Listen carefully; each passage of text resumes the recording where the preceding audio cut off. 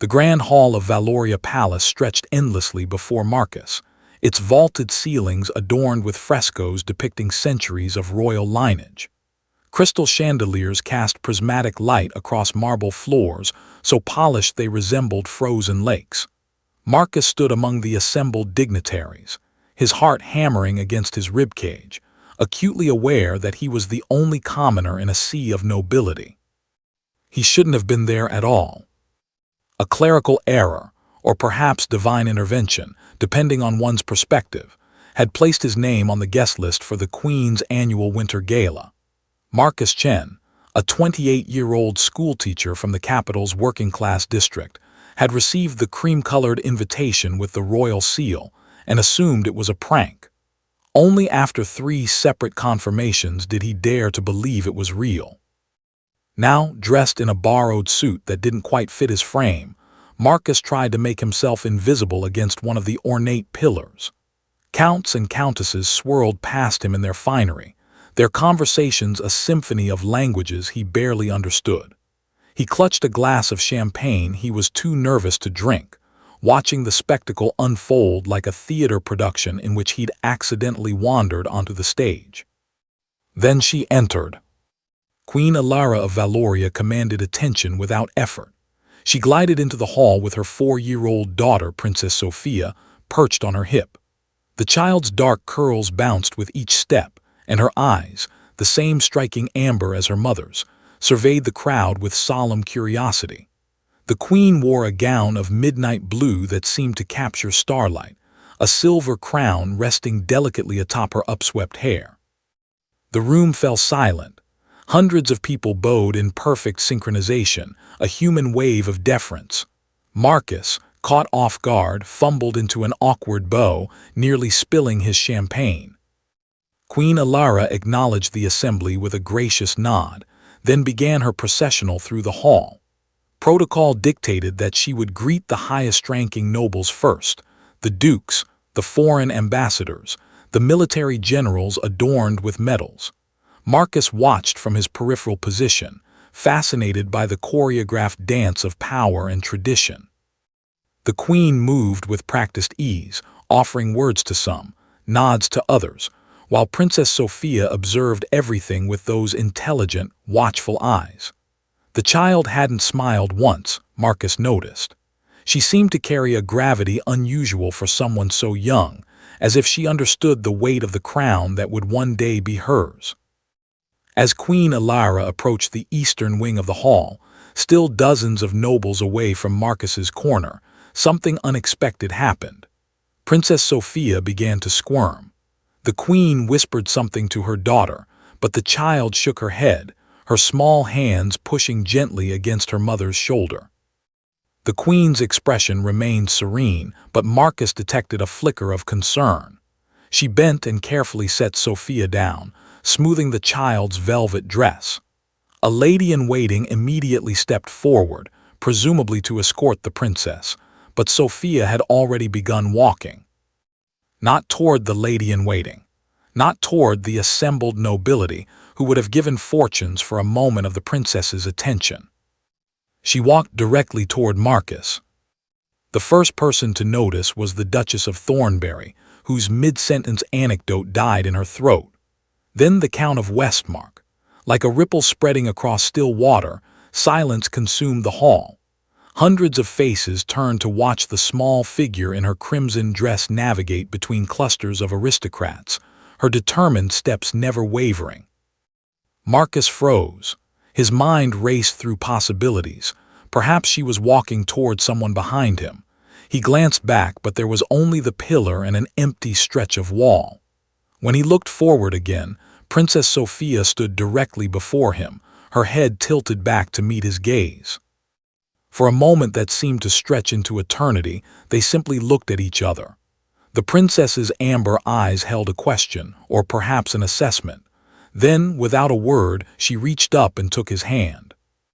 Marcus's breath caught. He looked desperately around, seeking guidance, but every face in the hall wore the same expression of shocked disbelief. Even the queen had stopped mid-step, her composure momentarily shattered. Princess Sophia tugged on his hand and instinct took over. Marcus lowered himself to one knee, bringing his face closer to her level. The princess released his hand, walked the final step between them, and sat down on his bent knee as naturally as if it were a throne. The silence in the hall was so complete that Marcus could hear the distant ticking of the astronomical clock in the tower outside. Queen Alara recovered first. She began walking toward them, not with alarm or anger but with purposeful grace. The crowd parted like the sea before her. 2 royal guards flanked her, their hands resting on ceremonial sword hilts, but the queen raised a subtle hand and they fell back.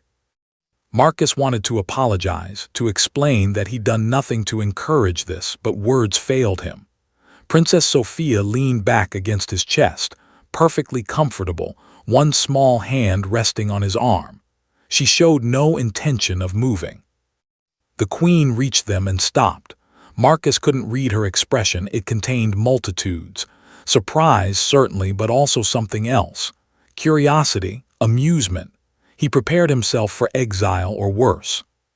"Your name?" the queen asked, her voice carrying clearly in the silent hall. "M. Marcus Chen, your majesty," he managed, his voice barely above a whisper. "I'm a teacher. I don't know how I came to be here or why." "A teacher," the queen repeated, and now he definitely detected warmth in her tone. She looked at her daughter, who gazed back with absolute certainty. "Sophia hasn't spoken to anyone outside the family in 3 months," she said quietly, meant only for Marcus's ears. "Not the child psychologists, not the tutors, not the noble children we've arranged for her to meet. She simply stopped." Marcus felt the weight of the small body against him, the trust inherent in her posture. His professional instincts stirred. "Sometimes children stop speaking when they feel they're not being heard," he said carefully, "or when every interaction feels like a performance." The queen's eyes sharpened. For a moment Marcus feared he'd overstepped, criticized the royal household. But then Queen Alara did something unprecedented. She smiled, genuinely smiled, and lowered herself to sit on the floor beside them, heedless of her elaborate gown. A collective gasp rippled through the assembly. "Tell me, Teacher Marcus," the queen said, "what do you discuss with your students?" Princess Sophia shifted, her attention moving between her mother and Marcus, seemingly pleased by this development. "Everything," Marcus replied, finding his voice. "We talk about why the sky changes colors, why people feel sad sometimes, why fairness matters. We talk about their fears and their dreams. And I listen, really listen, without telling them what they should think or feel." "Without telling them what they should think or feel," the queen echoed softly. She reached out and gently touched her daughter's cheek. "We've given you everything, haven't we, my darling? Everything except the freedom to simply be a child." Princess Sophia, for the first time that evening, perhaps for the first time in months, smiled. It was small, tentative, but unmistakable. What happened next would be debated in royal circles for years to come. Queen Alara stood, helped her daughter to her feet, and then offered her hand to Marcus. When he took it, bewildered, she helped him up and addressed the assembled crowd. "We are pleased to announce," she declared, her voice ringing with authority, "that Teacher Marcus Chen will be joining the palace as a tutor for Princess Sophia. He has passed the most important test. He has earned our daughter's trust." The hall erupted in applause, though Marcus suspected many of the nobles were simply relieved that protocol could resume. He stood there, hands still in the queen's, trying to process how his life had just transformed completely. Princess Sophia took his other hand, squeezing it once. As the evening continued and the shock faded into excited whispers, Marcus realized that sometimes the most profound connections form in the most unexpected moments. A child had seen in him not a commoner or an interloper, but simply someone safe, someone who might listen without agenda or expectation. And a queen, burdened by crown and tradition, had recognized in that innocent gesture what she'd been searching for. Not another instructor to shape her daughter into a perfect monarch, but a teacher who might help her remain human in the process.